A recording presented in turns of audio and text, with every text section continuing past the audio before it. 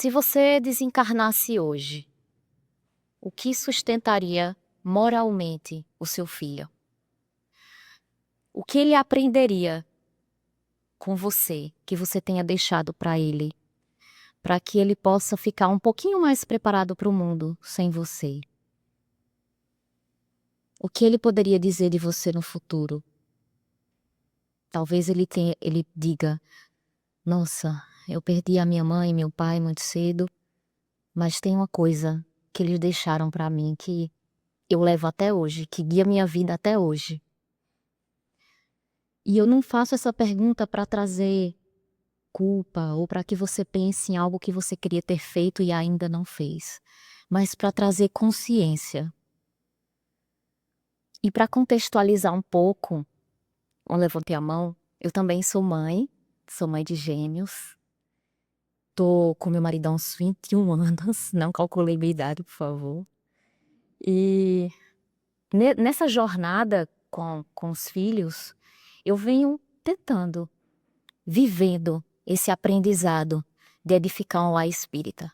Então tem a correria, tem as falhas, tem os desafios, e por isso eu achei que era importante também trazer para vocês esse convite para a gente juntos vermos como é que a gente pode chegar a entender como edificar uma família, como criar essa família espiritualmente fortalecida.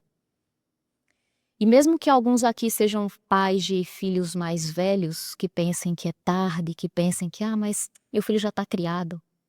Deixa eu te falar uma coisa. Enquanto vocês estão encarnados, pais e filhos, sempre vai ter uma oportunidade de melhorar a relação, sempre vai ter uma oportunidade de fazer um pouquinho mais. Não é só quando o filho é pequenininho. E para entender um pouquinho sobre família, eu queria trazer para vocês o entendimento de filhos segundo o Espiritismo. Deus, ele não trouxe só para a gente um véu do esquecimento. Ele trouxe dois. E eu vou já explicar cada um para não se confundir. O primeiro véu, Deus nos deu para que a gente não lembrasse das vidas passadas. E graças a isso, graças a não saber o que fizemos e o que nos fizeram, a gente consegue viver melhor e progredir melhor, sabe? Esse véu, esse primeiro véu do esquecimento, ele dura a nossa encarnação inteira. E ele vem a cada encarnação. Então, mesmo assim, mesmo quando a gente tem esse véu do esquecimento, a gente não lembra do que viveu nas vidas passadas, a gente vê que às vezes tem filhos que nascem com uma opinião tão divergente, tão avançada do que a nossa família tem atualmente. E essas são pessoas que, mesmo sem continuar lembrando as vidas passadas, são pessoas que vêm com esse pensamento e essa opinião assim, porque trazem dentro delas o que Deus permite, são os nossos valores, são os nossos conhecimentos aprendidos. Então, esse véu do esquecimento, esse primeiro véu, ele é um presente de Deus para que a gente viva o momento hoje, o agora, essa vida, que apesar da gente ter várias, cada vida é uma oportunidade única. Então, esse primeiro véu, não se preocupem assim com relação ao que a gente não sabe. Porque o foco agora é saber que tudo que a gente tem, tudo que a gente sabe, é exatamente o que a gente precisa para seguir em frente, para fazer a coisa andar e melhorar. Temos ainda algumas pessoas, alguns filhos, por exemplo, que lembram de algumas coisinhas na sua vida passada, ou que no decorrer da vida, alguma coisa lhe é revelado. Mesma coisa. Deus permite isso porque aquilo vai ser necessário para que ele continue com seu progresso, continue com seu aprendizado. Então, só explicando para vocês que esse primeiro véu do esquecimento, ele não é absoluto. Cada um tem a sua história, cada um é do seu jeito, conforme a sua necessidade.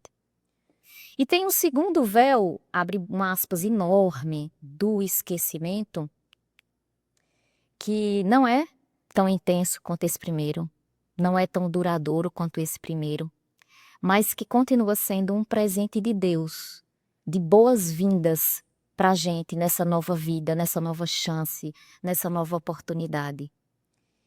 Esse segundo véu do esquecimento, ele não não faz a gente esquecer, mas faz a gente diminuir o volume das más tendências, das coisas que a gente aprendeu que não foram tão boas, das más inclinações. Então a gente consegue, por um tempo, abaixar esse volume. Para quê? Para que eu consiga aprender mais, ouvir mais, estar mais receptiva às novas lições, aos novos pontos de vista, a novos jeitos que a minha família pode me mostrar sobre Deus, sobre o próximo, sobre a vida. E esse segundo véu, abre aspas, do esquecimento, ele se chama infância. A infância ela é um período sagrado. Até os 7 anos, que é a fase em que se completa a encarnação, a reencarnação, a criança está mais acessível a receber uma reeducação moral. A consciência dela está adormecida o suficiente para que ela receba melhor os ensinamentos dos seus pais. Então, durante a infância, os pais eles têm uma responsabilidade, além de proteger e de cuidar, de tentar trazer ali o máximo que ele pode de ensinamento, lógico, de acordo com o que a criança recebe também, porque ali, quanto mais cedo ela aprende, mais fácil fica, não a vida, mas mais fácil fica ela saber enfrentar os obstáculos da vida. A vida não vai ter que bater tão forte, porque naquele período em que ela era mais moldável, a gente conseguiu ali ensinar boas coisas a essa criança. E Deus, sempre tão bom, ele não só deu esse segundo véu, ele deu mais um presente. E esse presente ele não é só para as crianças, ele é um presente para os pais também. E esse segundo presente se chama inocência.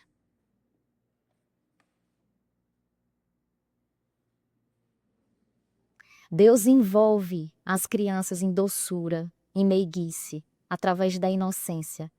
Para que as crianças, primeiro o presente é para ela, para que elas sejam aceitas, cuidadas e, acima de tudo, educadas com amor.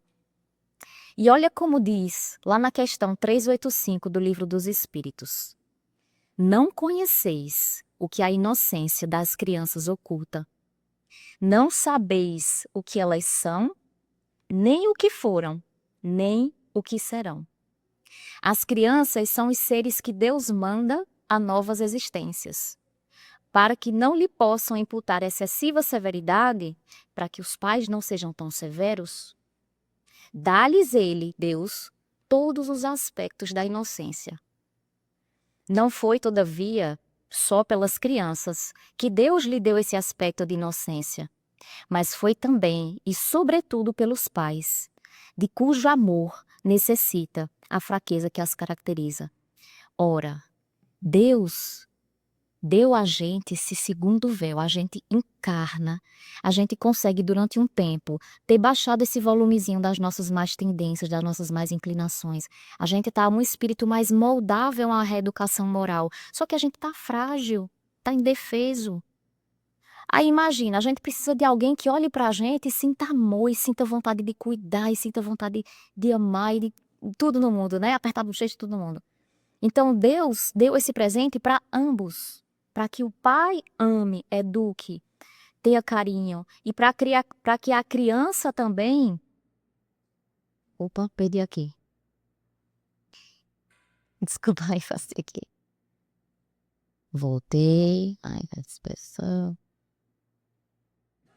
Pronto. Voltei, mas me perdi, ok. Então esse presente ele é tanto para os pais quanto para a criança. Quando ela está indefesa e está frágil, quando eu tenho uma pessoa que me ama e me acolhe, eu consigo me desenvolver melhor. Eu não fico ali à mercê do mundo, à mercê. Porque, como ele diz aqui, continuando, ó, ora, esse amor se enfraqueceria grandemente à vista de um caráter áspero e intratável. Ao passo que, julgando seus filhos bons e dóceis, os pais lhes dedicam toda a afeição e os cercam dos mais minuciosos cuidados. A criança, se ela for, por exemplo, no aquele texto que ele fala aqui, se ela tiver um caráter naturalmente áspero e intratável, enquanto ela está criança, ela ainda não exprime aquilo. Ela tá vestida pelo véu da inocência, ela tá ali fofinha, tá ali dócil, porque ela precisa disso para a proteção dela. vai chegar um ponto que aquilo vai passar. Por isso que, muitas vezes, os pais têm a impressão de que chega numa certa idade, o filho vinha de um jeito, aí do nada o filho muda. Muda a personalidade, mudou tudo. Minha nossa, o que aconteceu com esse filho, com essa criança? Às vezes existe essa impressão, que eu já vou explicar daqui a pouco. A inocência das crianças, ela desperta o pai esse amor. Então, ó, desperta o que nós devemos ser para nossos filhos. Essa é a nossa lição quando a gente lida com a criança. Eu sei que eu tenho que amar, cuidar, não é só aquela criança, é o nosso irmão, é o nosso próximo. É mais fácil fazer isso quando a gente vê seres inocentes, né? Mas fica a lição. E voltando aqui para o que eu estava questionando dessa criança que do nada ela muda. Essa criança que do nada ela muda, Santo Agostinho ele fala lá na questão 385 do Livro dos Espíritos, que é a natureza do espírito que volta assim, lhe mostra novamente. Ele tinha aquela natureza áspera, intragável, é vestido pelo véu da inocência. Quando aquele véuzinho passa, ele começa a mostrar o que ele é e o que ele aprendeu de lá até aqui. E aí, nesse momento, vem o segundo aprendizado dos pais. A gente não para a educação porque, não, já acabou a inocência, já não está mais tão moldável, né? Agora a gente faz o que pode. Não, continuamos com a mesma missão de educar os filhos. A inocência, olhando agora para o lado da criança, enquanto para os pais, a inocência desperta o que nós pais devemos ser para os nossos filhos. A inocência, ela expõe como o espírito deve ser. Se a gente parar para observar o quanto que a criança, ela, naquele momento, ela aparenta tudo que Jesus nos ensina. A criança tem menos rancor que o adulto, às vezes nenhum. A criança é muito mais feliz, ela percebe muito mais o simples, ela é muito mais grata, ela se regozija com as coisas mais simples da vida. Então, todas essas coisas ali é uma lição para nós. Por isso que Jesus fala, né? Vinde a mim as criancinhas, porque serão delas o reino dos céus. Vou botar aqui.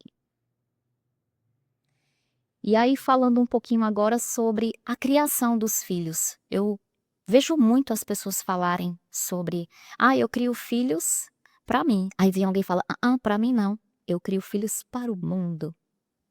E estudando um pouquinho sobre isso, eu acabei percebendo que talvez esse não seja o ideal à luz do Evangelho. Nem criar os filhos para si, nem criar os filhos para o mundo.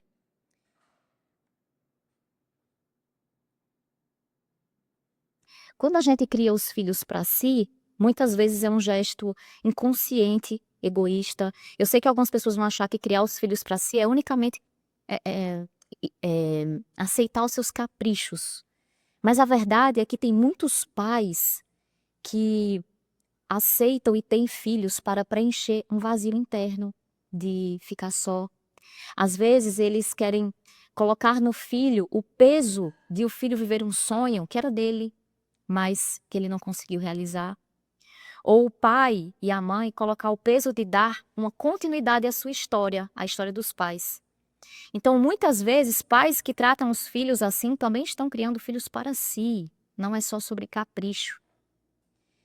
E criar filhos para si também é, por exemplo, aquela mãe que não deixa o filho passar um perrengue, não deixa o filho sofrer uma frustração, não é para ensinar o filho, é por medo de não vê-lo sofrer.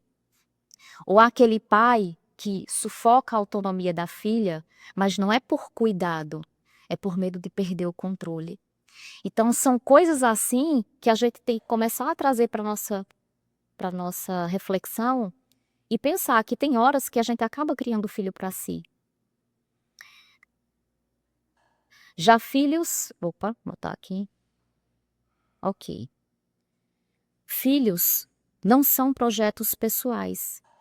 Então, dentro desse conceito de ainda criar filhos para si, tem muitas mães que realmente mimam os filhos. E quando a gente mima um filho, a gente cria cidadãos que não vão saber ouvir críticas, não vão saber lidar com rejeições, não vão saber passar por dificuldades e superar bem essas dificuldades, não vão saber lutar pelos seus sonhos, não vão saber assumir as consequências dos seus atos, não vão saber se quer servir ao próximo. E, de novo, mimar, acreditem, não é só ceder a caprichos. Vou botar aqui, ó. Mimar um filho é fazer por ele o que ele já tem capacidade de fazer por si mesmo. Então, quando a gente sabe que o nosso filho tem capacidade de fazer algo, uma criança pequena tem uma capacidade de tomar banho, e a gente tá ali toda hora, alisando, fazendo tudo, aí isso é mimar. Quando a gente sabe que nosso filho adolescente tem capacidade de lidar com bullying, mas a gente ainda fica preocupada, vai lá na coordenação, tenta resolver tudo por ele, ainda é mimar. Então, isso ainda é criar nossos filhos para nós, para que eles não saiam de perto de nós. E a gente tem que lembrar que a gente vai deixar a vida bater muito forte quando a gente não está preparando adequadamente.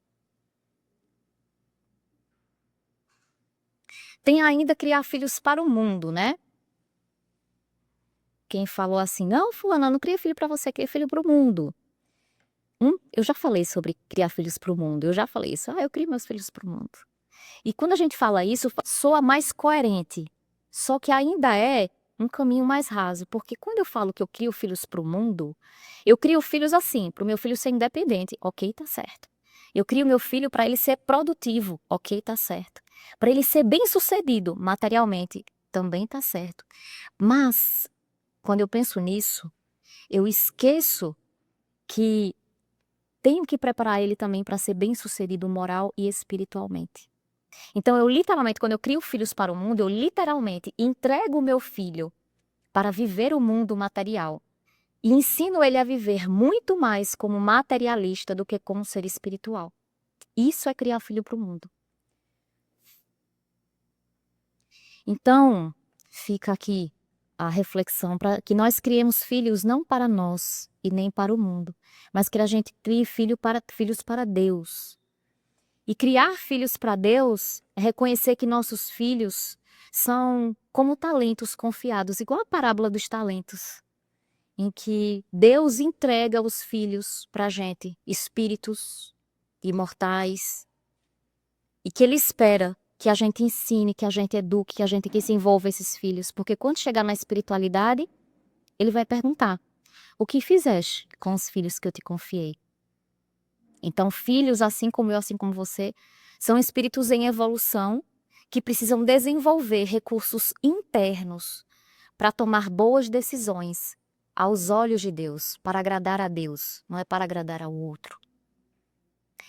Criar filhos para Deus é fazer com que eles sejam cartas vivas do Evangelho, nas suas atitudes, nas coisas que fazem. Então, criar filhos para Deus não é criar nem padre nem freira.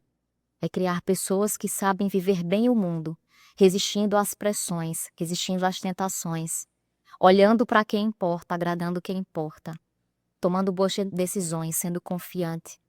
É preparar eles para viver a vida com coragem, com fé, com humildade, com verdade, sabendo que eles têm que progredir materialmente, porque o sucesso material, ele faz parte da lei do progresso, mas o sucesso material, ele tem um motivo espiritual, ele tem uma causa espiritual. Uma coisa está atrelada à outra. E o lar é o primeiro campo de aprendizado para isso. É lá no lar que o filho vai aprender a servir, a respeitar, a se posicionar. É lá no pouco, é na sua casa. E tudo que ele aprender lá, ele vai replicar no muito, que é a sociedade, que é o mundo. E como já dizia lá em Lucas, quem é fiel no pouco, é fiel também no muito. Então, viver os ensinamentos de Cristo dentro do lar é o começo para a gente começar a construir um mundo melhor. É para dentro, para aqui, para o pouquinho que a gente tem que começar a olhar. Fazer a caridade para todo mundo, ótimo. Mas às vezes a gente esquece do básico e o quanto esse básico aqui é transformador, a nossa casa. Como fazer então para criar nossos filhos para Deus? Jesus se referiu uma vez a si mesmo como bom pastor. E o que é o bom pastor? É aquela pessoa que não força para educar. Ele guia, ele não afasta, ele acolhe. Ele não fere, ele protege. Um pastor, ele sabe exatamente como é cada uma das suas ovelhas. Ele sabe que aquela ovelha ali tem uma tendênciazinha para sempre fugir naquela parte do caminho. A outra se desvia dali. Então, o pastor, ele tem 2 instrumentos que ele anda. A vara, que é um instrumento curtinho, pontiagudo, que ele usa não para bater, ele usa para afastar o perigo, os outros animais. E tem um outro, que é aquele grandão, que parece uma interrogação assim, que é o cajado. Ele usa para puxar de volta aquela ovelha que está se desviando, que está se desgarrando. Mas ele não faz nada com violência. Ele faz liderando. Um bom pastor, ele corrige sem humilhar. E a autoridade dos pais, ela deveria ser exatamente assim, não no grito, mas no exemplo. Não tem que estar na imposição, tem que estar na coerência. E a gente também saber encontrar o nosso caminho. Nem sempre um pai e uma mãe sabe o caminho para isso. Mas a gente sabe que a gente vai persistir. Porque um pai e uma mãe espírita, ele não desiste, ele não larga a toalha. Ele pensa, ok, eu não sei como fazer isso, mas eu quero educar como um bom pastor. Então vamos lá descobrir o caminho. E sobre a autoridade, tem uma história bem interessante de uma mãe indiana, que ela queria que o filho parasse de comer açúcar. Alguns aqui já conhecem essa história. Que ela queria que o filho parasse de comer açúcar. E ela já tentou de tudo, já tentou de tudo. Gritou, deu seu uma surra no menino, nada funcionou. Ela levou para Mahatma Gandhi. Enfrentou-se uma fila grande. Chegou lá em Mahatma, ele falou assim, olha, 15 dias, volta aqui daqui a 15 dias. Ela achou estranho, ok, saiu. Esperou 15 dias, os 15 dias chegaram. Ela enfrentou a fila novamente. E aí, quando chegou lá em Mahatma Gandhi, ele pegou a criança, conversou com ela 1 hora e tanto, depois voltou e disse, ok, pronto, seu filho não vai mais comer açúcar, pode levar para casa. Aí ela, não, Mahatma, vem cá, desculpa. Tem uma dúvida aqui básica. Eu enfrentei uma fila maior que a fila da Caixa Econômica. Para você chegar para mim aqui e dizer que só conversou com ele vai parar de comer açúcar. Por que não falou 15 dias atrás? Não era só ter conversado? E aí Mahatma falou assim para ela, não, porque 15 dias atrás eu também comi açúcar. Então eu tive que parar de comer açúcar, criar o hábito para eu ter a autoridade moral para a criança. Então só bastou conversar e a criança entendeu. Essa história mostra que nós precisamos primeiro viver o que ensinamos. Jesus nos educou com um exemplo. Jesus não gritou, Jesus nos esbravejou. Quando esbravejou, ela tem uma passagem perdida, mas foi firmeza. Não, ele não deixou de exprimir amor em nenhum momento. A autoridade de Jesus, quem lembra da história de Paulo, era tão grande, era tão irresistível a autoridade de Jesus, que quando ele apareceu para Paulo lá em Damasco, quem não lembra da história de Paulo? Resumindo, Paulo ele odiava Jesus, pronto, era isso. E se ele pudesse matar Jesus de novo, ele matava. Então ele foi lá para matar um seguidor do Cristo. Lá no caminho, encontrou quem? Cristo. E a autoridade de Jesus, ela é tão grande, que Paulo, sem perceber, ele se ajoelhou em reverência. E ali, naquela confusão, imerso de tantos sentimentos e pensamentos vindos do Cristo, ele entendeu tudo. Ele entendeu todo o erro que ele estava cometendo. Imagina que autoridade moral é essa, que você sem nem perceber, você se ajoelha.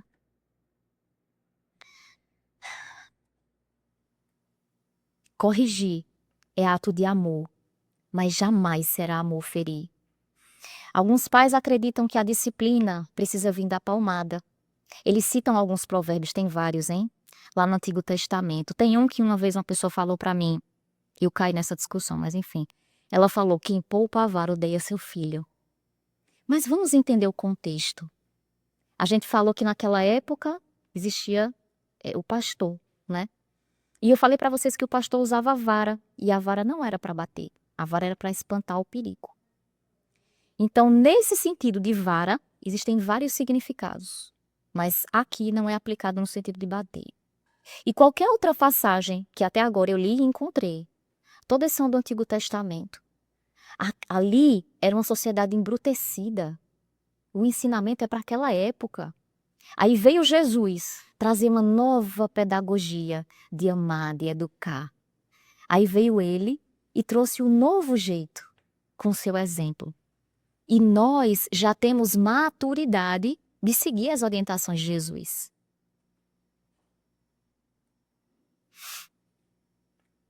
O contrário da palmada, do grito, é o controle e a direção. Por favor, não me cancelem com isso. Tudo isso aqui está no Espiritismo, Emmanuel está dizendo. A palmada e o grito. Tem gente que vai achar que o contrário é você deixar um filho fazer tudo o que quer. Um filho que vai nascer mimizento, batendo na mãe, fazendo tudo. Não é. Esse não é o contrário da palmada e do grito. O contrário é o controle e a direção. Quando uma mãe perde o controle das suas emoções e uma mãe não sabe conduzir uma situação que o filho está fazendo, ela recorre à agressão. E a gente entende, é uma mãe cansada que está sem dormir, não almoçou direito, tinha um monte de coisa para fazer, e ainda a criança começa uma birra infinita. Entendemos a circunstância, mas faltou o controle. E talvez, por ela não ter conhecimento, seus pais não passaram, ou por ela simplesmente não saber o caminho para resolver aquilo, ela recorre ao que ela sabe, a agressão. A agressão, Alane, mas eu só falei alto, eu só dei uma palmada educativa. E aí vem Emmanuel e diz a seguinte frase. A violência, a palavra é dele, não é minha, não me cancelem. A violência pode estar até no tom de voz, no olhar, na indiferença.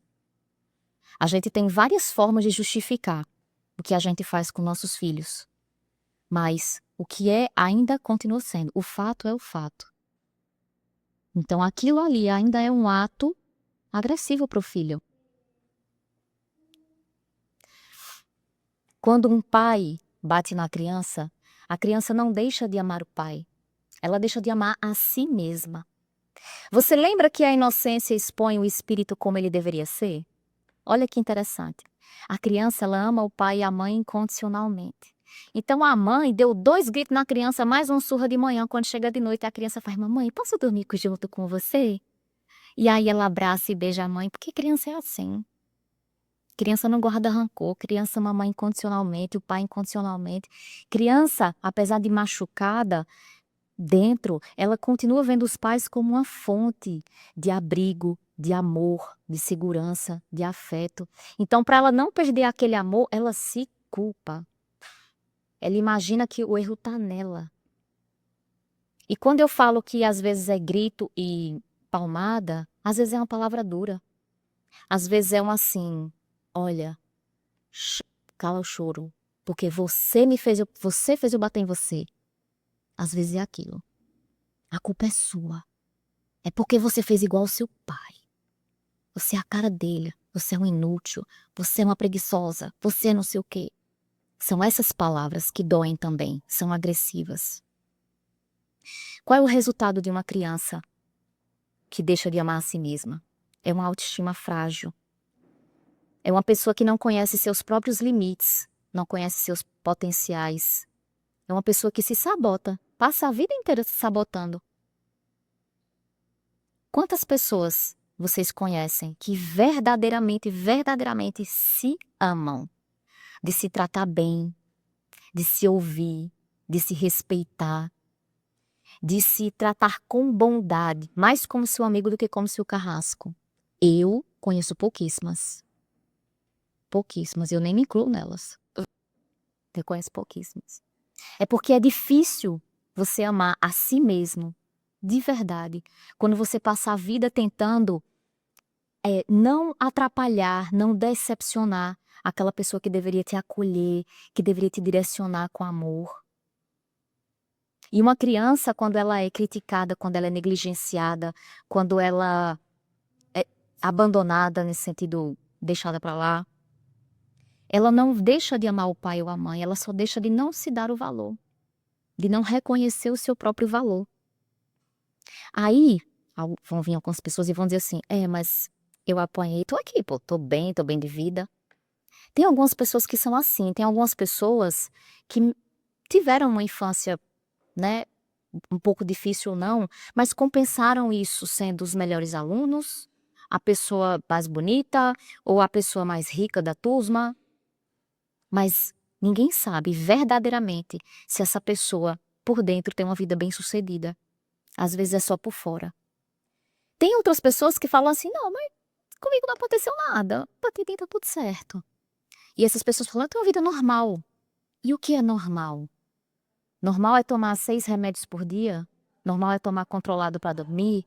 Normal é ser viciado em compra e jogo, em procedimento estético?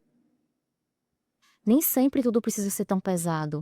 "Ah não, porque viciado é só em álcool e droga". Não. Às vezes a gente está considerando muito o que é comum como normal, e nem tudo que é comum é normal. A gente tem que ter cuidado com as referências que a gente tem aqui no mundo material. É por isso que a porta estreita, que foi até lida agora no início, ela se chama porta estreita. Muitos caminhos certos que a gente precisa começar a observar, eles não são feitos pela maioria. Então não é com base na maioria que eu tenho que agir. Não é porque a maioria está fazendo isso. Não, porque a maioria está assim, então deve ser normal. Não, é comum. É comum, mas não é normal. Nós vivemos muito fora da normalidade em muitos pontos na nossa vida. E a gente precisa começar a prestar atenção. É começar a deixar de lado essa justificativa do: "Ok, apanhei e não morri, é só fazer igual". E começar a se perguntar: "Como é que eu posso educar mais meus filhos como bom pastor? Como é que eu posso, mesmo tendo crescido de X ou Y forma, trazer hoje para minha família um novo começo, uma nova história, reescrever diferente?". Nós temos recursos, nós temos internet, nós temos informação. Então as mudanças que a gente quer para a nossa família, que de repente nós não temos exemplo, mas nós sabemos o que não queremos, a gente pode começar hoje. O jeito como uma pessoa se vê, mostra aonde ela vai chegar. Isso vale para qualquer pessoa, não só filhos. O jeito como eu me vejo diz onde eu vou chegar. Se eu sei que eu não me sinto capaz, eu não vou muito longe. Se eu acho que eu não mereço, eu não vou muito longe. Então, você quer que seu filho vá mais longe? Você começa a observar o que você fala para ele. Como é que você constrói a identidade do seu filho? Quais são os rótulos que você dá a ele? Porque lembra, palavra de pai e mãe tem um peso danado. Palavra de pai e mãe tem um peso danado. E toda vez que a gente fala para um filho que ele é preguiçoso, que ele não faz, que ele é inútil, que ele só faz besteira, você é igual a fulano, é só desastrado. Ele acredita em você, porque você é o pai e a mãe dele, você é o porto seguro dele. Então ele vai pensar: isso sou eu. Eu vou pegar para mim essa identidade, ela é minha. E ele vai se formando. E como diz a psicologia, a voz dos pais vira a voz interior dos filhos. Um dia teve um pensador indiano que fez a seguinte pergunta para os seus discípulos: Vocês sabem por que uma pessoa quando... Vocês sabem por que se grita com uma pessoa quando está muito aborrecido? E aí os discípulos ficaram sem entender muito. E ele explicou: porque duas pessoas quando estão aborrecidas uma com a outra, seus corações estão distantes. Então, por terem os corações distantes, elas gritam para compensar essa distância.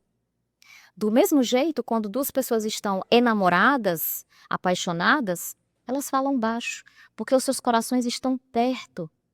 Então elas não precisam falar alto, elas sussurram.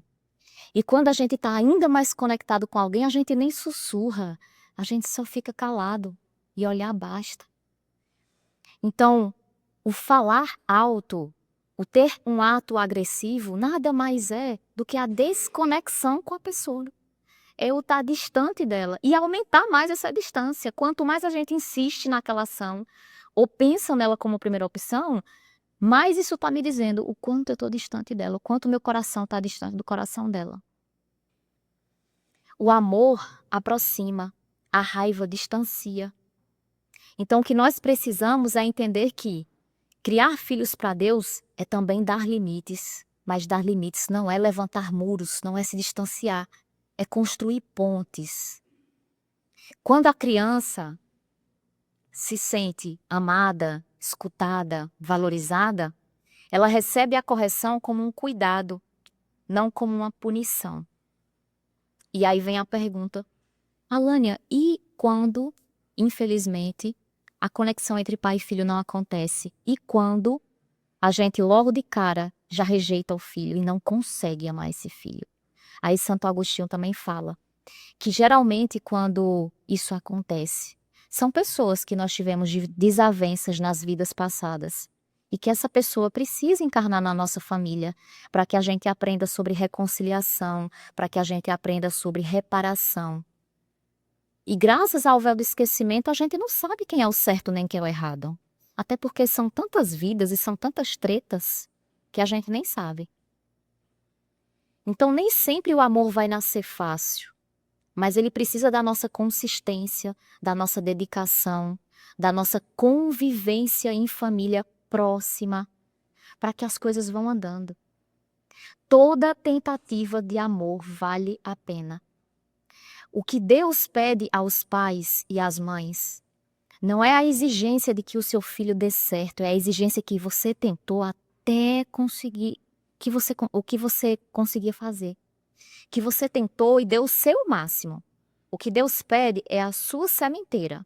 É saber o que você entregou para o seu filho, o quanto você se dedicou na hora que o amor era difícil, na hora que ele te rejeitou, na hora que ele não falava com você. Porque no tempo certo as coisas florescem. Então a gente faz o máximo que pode. A gente, enquanto mãe e pai, dá o primeiro passo em direção ao outro. E Deus vai cuidar do tempo da colheita desse filho. Porque a gente não pode largar a toalha. O que a gente não pode é dizer assim, não, a idade dele já passou. Não, agora ele tem que entender que a independência que a gente quer dar para os filhos não é delargar o filho e abandonar. Não, deixa, o mundo vai ensinar. A vida vai ensinar. Nós podemos facilitar tanto. Fazer com que nossos filhos entendam que podem viver, superar os problemas com mais naturalidade. Não criar tantos traumas quanto a gente precisou criar. Tem um segundo ponto interessante nessa frase, que é quando a criança se sente amada, valorizada e escutada. Não importa só o amor que a gente sente. O amor genuíno, ele é muito importante, ele é muito transformador. O que eu sinto, o que eu penso. Mas ele é ainda mais transformador quando eu consigo fazer com que o outro perceba. Porque a gente está no mundo material. E no mundo material, infelizmente, o que não é dito, o que não é visto, muitas vezes não é compreendido. Então eu preciso amar com ações visíveis também, para que as pessoas na minha família se sintam amadas. Então, o primeiro passo é fazer isso de forma perceptível para o seu filho. E aí você deve estar pensando, não, Alane, mas o meu filho sabe que certas coisas que eu faço são para o bem dele, é para o amor dele. Às vezes não sabe. Às vezes não fica óbvio, não fica subentendido. Por isso que muitas vezes nós temos adolescentes em casa, tão distantes das suas famílias. Estão ali, presos no quarto, não fala, não conversa, não faz nada. Não é que não exista amor. Existe, só que não existe amor comunicado.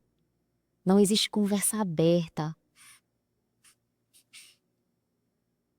E esse amor comunicado, ele começa assim. Ele começa a amar com palavras. É você elogiar, é você encorajar, é você ensinar com carinho, é você reconhecer as qualidades, reconhecer os pontos de acerto. Não tem problema não em elogiar, não. Ah, mas fulano vai ficar se achando demais. Não. Reconheça, valide as conquistas. Fez alguma coisa de certo? Fale, nossa, parabéns, você é muito bom nisso.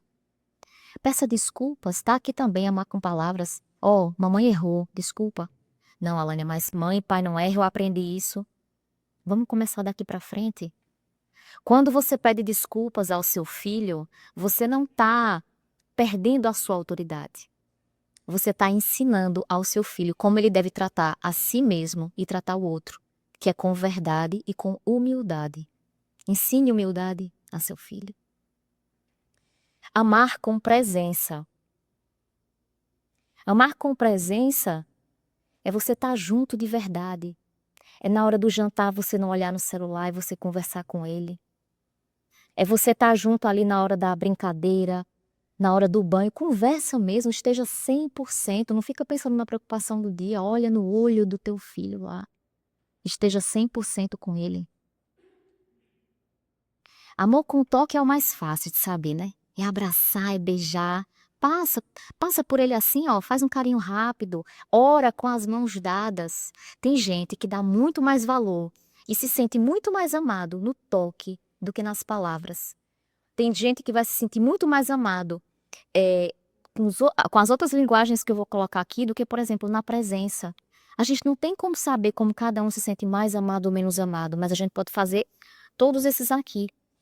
Ó, amar com gestos é fazer algo pelo outro em que o outro perceba que ele é importante para você.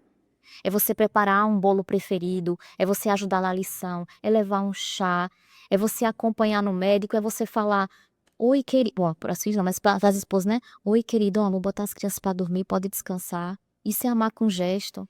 É fazer um café da manhã no aniversário. Tem gente que se sente tão amado quando é amado com gestos. E comunicar amor não vai gerar filhos mimados, comunicar amor não vai gerar filho se achando muita coisa. Tem gente que acha isso. Não. Comunicar amor só vai fazer seu filho reconhecer e dar amor. Porque às vezes, nossos pais, por algum motivo, ensinaram a gente que a gente devia amar em silêncio, né? Não era bom demonstrar amor. Para algumas pessoas pode ser que na época que você falava assim: "Pai, te amo", ele dizia: "Quer quanto?". E aí com o tempo você foi silenciando.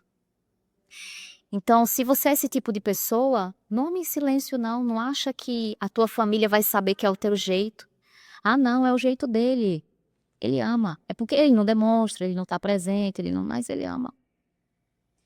Eu sei que algumas pessoas falam que oram, que desejam bem, que torcem pelo melhor, e eu sei que isso é amor também.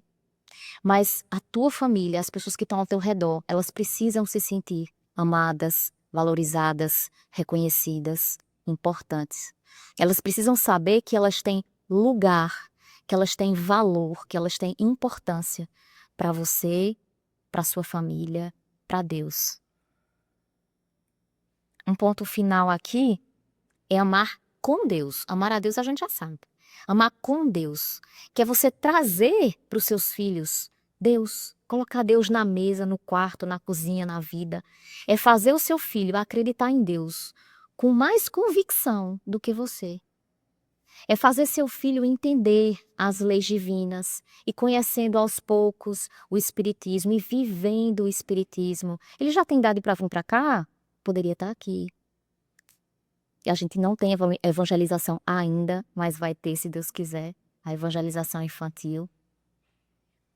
É você saber que você vai mostrar ao seu filho o Deus que vai ajudar ele no momento da dificuldade, para que ele vença as coisas da vida com mais naturalidade, com mais coragem, com mais fé. Amar a Deus é abrir um espaço para Deus habitar nossa casa. E tem uma forma muito boa, que para quem ainda não conhece, para quem ainda não faz, vamos conversar com ela agora. Que a gente começar o evangelho no lar. Essa é a base para a gente começar a construir uma família espírita. E o evangelho no lar, apesar de alguns falarem que é só uma oração, não, Alane, eu já oro todo dia. Não, não é só uma oração, não. O evangelho no lar é um momento de leitura, de reflexão, de aprendizado, de estar em família, quando pode estar em família, porque a família espírita, às vezes, ela começa só com você na sala, até que um dia as coisas vão mudando. O evangelho no lar, ele é um compromisso semanal com Deus e com a espiritualidade amiga que protege você e sua família. E toda semana acontece algo muito diferente, muito bonito na sua casa. Quando você abre o evangelho, mesmo que você esteja lá sozinha, com um copinho de água, fazendo seu evangelho, espiritualmente muitas coisas acontecem. Mentores, seu mentor espiritual dos seus familiares da casa, eles se aproximam naquela hora. Acontece uma limpeza vibracional no ambiente. A sua casa, que era sempre uma casa, ali naquele momento ele está virando um posto de luz. E com o tempo, quando você vai mantendo a regularidade daquele evangelho no lar, coisas vão acontecendo. O ambiente vai ficando mais leve, os pensamentos vão se tornando mais claros, as brigas em família vão diminuindo, as decisões que eram bem difíceis vão ficando mais fáceis. As crianças vão dormindo melhor. Aquele ambiente vai ficando menos vulnerável a vícios, a doenças espirituais, porque a gente está orando, refletindo, lendo, tentando praticar na semana. É um momento diferente, é um momento especial. Muitas vezes é na hora do evangelho que algumas companhias espirituais que a gente traz por afinidade, elas recebem ali um socorro. E às vezes também nossos familiares, eles têm a sua proteção espiritual aumentada, porque eles vão se tornando mais receptivos à espiritualidade amiga. Então a gente beneficia todo mundo, mesmo que você esteja sozinho na sua casa, você beneficia todo mundo da sua casa. Mas convide sempre, convide sempre. A gente tem um destaque no Instagram chamado Evangelho, mas também tem no YouTube ou qualquer coisa que você encontra na internet. Como que faz o Evangelho no lar? Acho que deve ter algum papelzinho ali na livraria também ensinando. E é sempre bom que vocês convidem as pessoas da sua casa toda semana. Tá? Agendou aquele dia, convida. Uma hora alguém aceita. Uma hora as coisas vão crescendo e acontecendo. E para finalizar, deixa eu ver se tem mais alguma coisa para fazer. Para finalizar, lá no começo eu perguntei para vocês, se você desencarnasse hoje, o que sustentaria moralmente o seu filho? E eu queria deixar aqui a mensagem de que para nós pais, a gente tem que se preocupar com o nosso legado moral, principalmente. Eu sei que a gente tem aquelas coisas materiais que a gente se preocupa, mas vamos incluir nisso o nosso legado moral.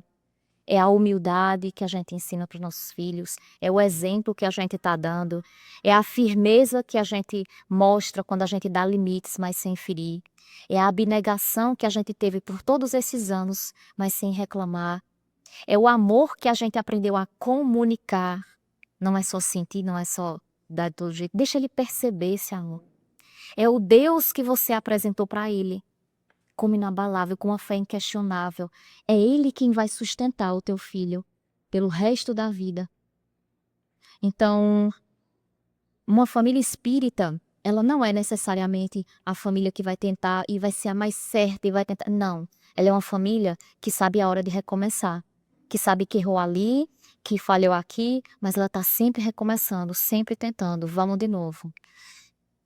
E por fim, eu queria dizer a vocês que não é sobre a gente deixar um legado perfeito, dizer assim, meu Deus, mas se eu não conseguir fazer isso, não vai dar certo, e se cobrar demais e a coisa desandar. É sobre a gente dar nossa verdade, dar o que a gente tem de amor, do que a gente já sabe. A gente não sabe muito agora, mas o que já sabe, dê, você pode semear, vai servir. E enquanto você aprende, você vai ensinando ao seu filho. É um caminho mútuo. Enquanto você tenta moldar ele, você acaba se moldando, porque é o teu exemplo que vai servir para ele. E para os pais que têm essa dificuldade com os filhos, que ainda se sentem que não tem essa conexão, sentem essa rejeição que eu já citei em outro momento. Quando você não conseguir saber o que fazer, ame. E quando você não souber, não consigo, não sai amor assim, é só briga atrás de briga. Então vamos lá para as coisas que eu sempre falo lá no final da palestra.